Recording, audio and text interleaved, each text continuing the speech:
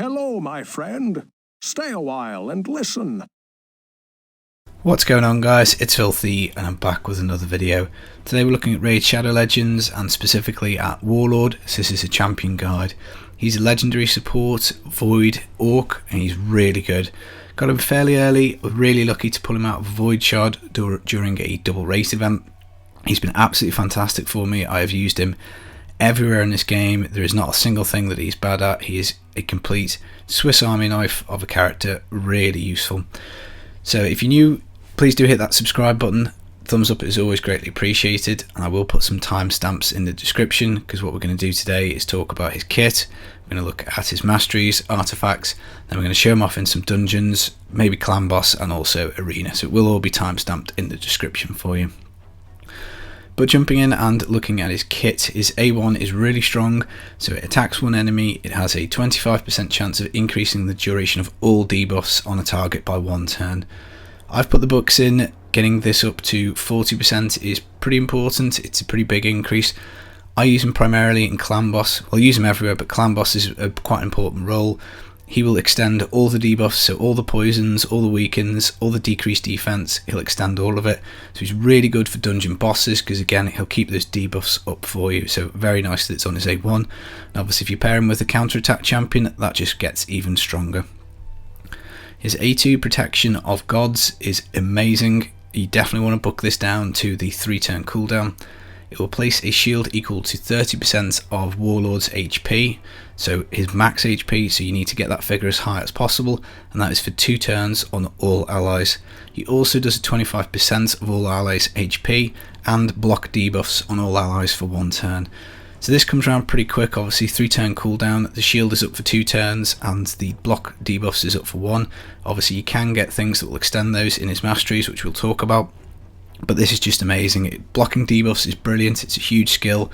Shield, and with it being his HP, it can be very big. Really does soak up an awful lot of damage. The heal obviously is pretty nice as well. On a 3-turn cooldown, your entire team is getting 25% max HP back as well, so really do like his A2. His A3, Orcish Rituals, attacks all enemies, has a 70% chance to put each target's skill on cooldown, so that's all their skills, their complete lockout, really nice, and it also has a 30% chance to fully deplete each target's turn meter. Again, absolutely godly when that lands. I've put books in, so I've got 100% chance to put the skills on cooldown. That is amazing for dungeon waves, so something like Ice Golem 2nd wave, the reflect damage, he can just stick all the skills on cooldown, it doesn't crop up, so your players don't kill themselves, which is very nice. Again, just generally really good for any kind of content wave. Skills on cooldown, very nice. 30% chance to fully deplete turn meter is probably still very useful in dungeons, but is absolutely amazing in arena. Again, got it booked up to 60% chance, it goes off more than not. But again, full turn meter depletion makes him really useful for any kind of boss you want to manipulate the turn meter and just all kind of content in general. So we'll show it in action and it is pretty good. Now he does have an aura which is all resistant battles by 50. To be honest, I don't normally stick him in the lead. I would rather have speed aura or defense percent aura. But where I have used it is when I was trying to get through the later stages of Spider. Obviously you want your kind of off affinity tank to be resisting as many poisons as possible, so I did use him at the front of the crew for that, but in general it's not something you need to use too much. Now I haven't booked his A3 out completely because, as I say, he's in my clan boss team, so primarily I want him using his A1 to extend debuffs. The Orcish Ritual does nothing for clan boss, so that's why I haven't put the last book into it. Now if he does come out my clan boss team, I definitely would use the last book on this, because again 5 turns, it is a pretty strong one. So looking at his masteries, I've got him built for clan boss, so that is deadly precision for some increased crit rate. Then moving down to keen strike for 10% crit damage. Then moving down to single out, so this gives us basically increased damage when targets have got less than 40% HP. Very useful for dungeon bosses. Now Life Drinker is okay, either of these two things are a toss up, so heal by 5% of the damage inflicted when attacking with 50% HP or less. He doesn't output much damage, so that's something to bear in mind. Bring it down, obviously for clan boss, increase the damage by 6% when attacking targets with higher HP. This obviously isn't going to activate for just general mobs because his HP is crazy high. For the next row down, Methodical, this will give us a stacking 2% damage increase on his A1, going up to 10%. Again, very useful for clan boss and those longer dungeon boss fights. I currently have kill streak on him. I probably would take this off now because he doesn't really make many kills, so it doesn't seem to make much sense. And then you want to end up in War Master because this will basically be his damage output. When he procs this, it's obviously huge damage and mandatory for the clan boss. Now in the support tree, I think there's a good argument for going for either of these. I've gone for Steadfast just to get his HP up because the higher his HP, the better his shield is. But Accuracy would also be a good choice. He does have a debuff to land, so either of those two are fine. The next row down, Lay on Hands, you definitely want this. This increases the heal from 25% HP to 30%, so that's very nice. And we also want Shield Bearer because we want that shield going up. So again, the shield works off his max HP, so we get another 5% on it. Again, just seems to work really well. Next row down, again, this is all about healing. So Healing Saviour, increase the amount of healing and value of shield buffs placed by the champion by 10% if the ally is 40% or less. So really clutch, comes in really handy if your team's struggling, if you just had like a big ice golem hit or a nuke in the arena and you're weak, this will give you extra healing and extra shields. I've gone for Rapid Response, 30% chance of increasing turn meter by 10% when a buff cast by this champion removes or is expired. So obviously he's got the two buffs, he's got the block buffs and the shield, so that seems to work quite well. Next one down, Merciful Aid, increase the amount of healing and value of shields placed by this champion by 15% if the target has Stun, Sleep, Fear, True Fear or Freeze. Again, really handy for Ice Golem, he'll freeze people, you can get the shield on, it's even bigger. Useful for Arena if someone's trying to lock you out with a True Fear. Again, just kind of makes that shield much better when you actually need it. Cycle of Magic, 5% chance of decreasing the cooldown of either his A2 or A3 at the start of every turn by 1. If you're just using him in Clan Boss, I wouldn't take that. You don't actually want that probably activating too much. The shield actually is quite nice, but if you get the A3, it's not so great, so you could always swap that out to the book. But I do think getting the shield back quicker, getting the cooldown lockout on everyone's skills on an AoE basis on the A3 probably makes this worthwhile. And then finally we've got Lasting Gifts, 30% chance to extend the duration of any buff cast by this champion by 1 turn. Now block debuffs can proc for 2 turns, that's obviously huge. 2 turns of block debuffs is amazing. Obviously 1 in 3 chance when he casts it roughly that's going to activate, so very very nice. Now if you were going to take off Kill Streak like I've suggested, then you don't really want Spirit Haste. He's not going to be, basically, that's not going to benefit him very much, so I probably would be taking Sniper, and 5% increased chance of placing debuffs. Obviously he does do debuffs, so I probably would pick Sniper. I haven't reset it because I'm not entirely sure. I might swap him over to something else, so I'm going to save my free reset at the moment. Now in terms of artifacts, you want his HP absolutely crazy high, so I would recommend HP % gloves and HP % chest and speed boots. Now substats, you obviously want defense % because you're looking to push his defense as hard as possible. You want him basically not dying and staying alive, so defense % where you can get it is great. Accuracy is nice because he does have a debuff to land, and then speed, so they're the kind of substats that you're looking for. I don't really build him for damage. I don't really have tons of crit rate or crit damage. As I say, you're basically looking for HP %, defense % and speed are obviously just absolutely godly for him. In terms of the shield, again, accuracy, speed, defense %, HP % would be very nice. Exactly the same on the helmet. Again, you're looking for speed, you're looking for defense %, you know, HP, those types of things. And on the weapon, probably speed would be great to get, and also accuracy.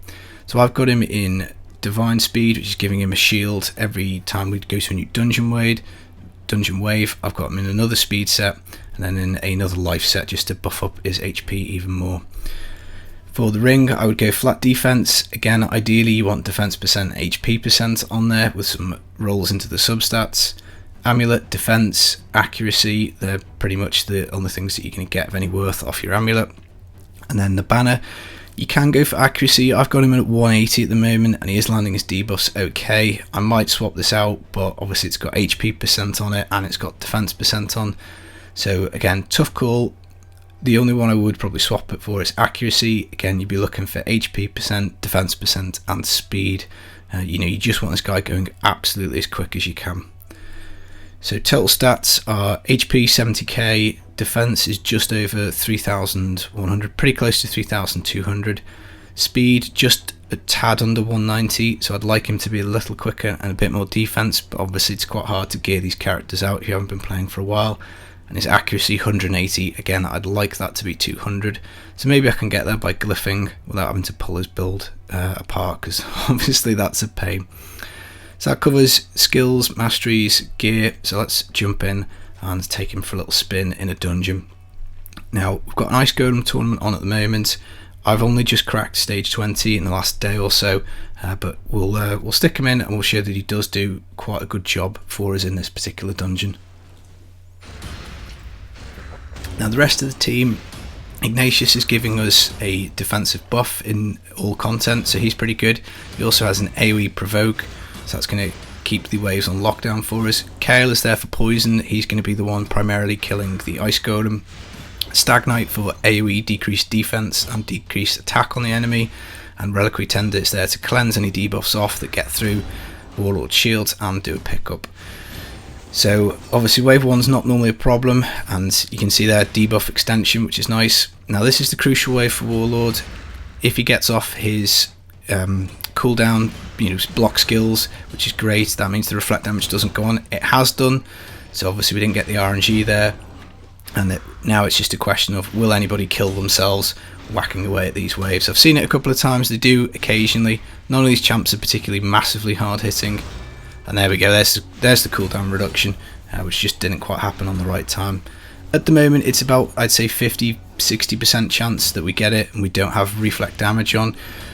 If I did put the extra book into his A3 it would be better, but as you can see his shield is just huge, it tops up everyone's health, the block debuffs is nice, and it does mean that we can get through these waves fairly consistently.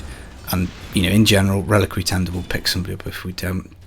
Now again, at the boss, he's very useful. The boss will hit really hard if you don't get the decreased attack on.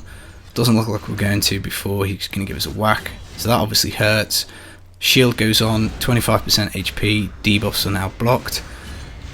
Obviously 1 in 3 times you get double turn for the debuff extension, for the block debuff, sorry. And obviously we're now just hoping he'll keep the HP, the poison, and also the decreased attack going once you kill the ad. So the extra debuff that he provides on his A1 is pretty handy. So pretty much he's now going to be here to, once we do kill the ad, to keep all the debuffs on the boss, keep us shielded up, make sure that we don't take any particular big hits and that we don't have people start dropping. So there you go, nice debuff extension, so it extends all the debuffs and that is pretty cool. So what I'll probably do now is, obviously you can see this is just going to run out and we are going to win. The turn meter drop on the boss is nice when it does happen, but I think we'll cut out of this and I'll come back at the end and then we'll go through and do a bit of dragon next, I think. So there we go guys, the Ice Golem has been defeated and we've got ourselves a nice shield with a bit of speed on, so hopefully we can roll that into a substat. So jumping into the dragon, it's the same sort of thing, he's just basically really helpful for the waves. We can't drop the dragon's turn meter, but the block debuffs is pretty godly because the dragon will try and get a few things out. So it would I suppose probably be nice if he maybe if he used his A3 a little quicker, but we've got it off, they've now got all their skills on cooldown, so that is pretty handy. So the team makeup for this is pretty much the same. We've swapped in Razin for Stag Knight because Stag Knight would be weak affinity, and Razin does a AoE turn meter drop, which is quite nice for the waves. He also does weaken and decrease defense for the dragon, so pretty similar team makeup. These are obviously just my best champions that I've got, so at the moment, again, I've only cracked Dragon 20 recently, so my team is pretty much this, and I'm going to look to try and maybe tune it up and speed it up once I've got everything. Now obviously these waves hit pretty hard, so Kale will have his health reduced quite a bit, but because the shield comes round, gives him 25% HP back, gives him that kind of 2 turns with the shield, 2 turns with the block debuffs, just allows him to heal himself back up, and it's just so good. He's just really useful. Another area that he was incredibly helpful for me was actually the campaign, earning all the 3-star medals on Brutal, because his kit is so good at protecting people and disrupting enemy waves that you just stick him with a DPS champion, and it was, you know, obviously pretty easy to get the Sacred Shard out the end of that. So you haven't really progressed into Nightmare campaign too much, but again, I'm guessing he's probably going to be pretty useful there. So really, really good champion. Again, you make quite light work of these waves. The cooldown reduction, that skill's just absolutely brilliant. Really, really nice when that goes off. He's not really doing too much damage. You know, he pumps out a little bit, and obviously you've got his procs on the final mastery in the offense tree, which obviously does chip away with a bit of damage, which is nice. But if you are lucky enough to get him, I would definitely build him. He's definitely somebody to spend bucks on. He is very, very useful. But yeah, obviously hard champion to get with him being void, with him being legendary, but you know, it's just one of those. It's sometimes you get lucky, sometimes you get good champs. I've had plenty of really not great champs that I've pulled, but you just have to do the best with what you're given. But if you are lucky enough to get him, he is very good. As I say, soft spot, because he's one of, I think he was the first or second legendary I got, so very, very lucky. Maybe he was second. But the dragon, this is again another point where he comes in clutch, because again, if the RNG time's right, he'll have block debuffs up, and that means that even if, let's say, we don't get through the purple bar for the dragon, instead of the stun going on us, the shield will just block it out. So there you go, all debuffs blocked there, except for Razan, who got stunned, but everyone else kept the stun off, which is nice. The dragon also will do weaken, it'll do some pretty nasty poisons. We do have Reliquary Tender there who can wipe them off with one of her skills, so she'll probably do that when she comes round to her turn. But if Warlord gets his timing right, which obviously is RNG, then the shield is up and you don't get these debuffs on at all, and then Reliquary Tender doesn't have to use that skill, and we just keep going, keeps it in the back pocket. But again, debuff extension there, more poisons, more HP burns, and if Razan lands his weaken, then obviously again that will generally get extended by Warlord. So again, RNG is to whether it goes off, it's not consistent, it's not a 100% thing, but you know, it's useful enough, I think, to include him in the run. So if you do build him, if you are mid game, early game, he's going to be absolutely amazing. Maybe if you're completely end game and you're blasting dragon in like 60 seconds, he's not going to improve you, he's not kind of offering damage, but he does have an awful lot of utility, and he is an awful lot of fun. So there we go, we've got weaken, decrease defense, and dragon is done. So pretty useful, and not a great shield, so we'll sell that. So next up is Spider, guys. I do use him as lead in Spider. Again, as I was saying earlier on in the video, we want that increased resistance, because our off affinity tank, which we're doing void, so we don't actually have off affinity tank here on this one, but the Spider, I think from memory, will go after Razan. Now Razan's obviously a fairly tough character, but what it will mean is that we get the block debuffs up, so he's not going to get the poison too often. Now obviously Spider's really hard to crack. I haven't quite got to 20 yet. I've unlocked it, I've done 19. I just need to improve this team a little bit to be able to do 20 on speed farm. But obviously Ignatius is brilliant for Spider. He's got the AoE HP burn, he's got the AoE provoke, which will take a lot of the heat off Razan. But again, Warlord is just helping Razan resist these poisons. Now I did have Razan with the resist banner when I was trying to cheese my way through some of the levels, but I think I've swapped that out for accuracy now, so he'll resist some of them, but not too many of them. And again, obviously the more resist you put into him, the better. But obviously debuffs being blocked there with the shield, which is nice. And we've done, I think, one reset. We're just waiting for the AoE HP burn to come back. But again, I'll probably cut this because you probably get the idea now. He blocks the poisons and he's got the turn meter drop on the Spider, and we'll do debuff extension like that. Nice big decreased defense and weaken, which means that now the Spider's gonna chunk a load of health as the Spiderlings move, which is very nice. And Razan will keep himself alive with lifesteal gear on. But yeah, we'll cut this and then we'll do the next dungeon. So there we go, guys, the Spider has been defeated, and the Warlord again coming in clutch with his skills. So the next area that is pretty useful is the arena, so I do use him in here quite a lot because his kit is pretty fun. So let's stick an HP burn on. We've already wiped out Kale. Now Orcish Rituals, his A3 is just amazing because we click it and then bang, all of their skills are now on cooldown, so you know they can't activate anything super nasty, and it just gives us that bit of breathing space to make sure that we're only being hit with A1s, and it just gives us a lot of control. Now you obviously could use his A2 first and shield yourself. You kind of have to make a decision kind of on that as to whether you think you need the shield or whether you need the A3. So obviously we can now put this one on. Debuffs are completely blocked. You obviously didn't necessarily need to do this move, but we're now pretty much golden. We can't really take any damage, and we just pump out a bit more damage. And he's just so useful in the arena. Absolutely incredible champion. And obviously it's a fairly similar lineup to my other teams, because as I say, I've just got some champions leveled and they're the ones that I use. So arena, really good. So that just leaves Clan Boss. I don't have a key, I haven't actually done one today, but his kit obviously is pretty good for Clan Boss, as we said at the start of the video, because he does have the debuff extension. The shield and block debuffs is amazing for the stun, for poison, decreased speed. Orcish Rituals, not very useful, but other than that he is pretty good. So in terms of ratings, I did do this video yesterday and unfortunately I got a few pop-ups that appeared, so I've re-recorded it. But arena offense would be 5, obviously just seen he is pretty good. Clan Boss, definite 5. Campaign, I'd say he's 5. It's not the case that he's going to be doing the DPS, but he will allow you to get the 3 stars on all the levels. Arena defense is amazing. I tend to avoid him in the arena because I just know how dangerous he can be. Dragons, you just saw, that's a 5.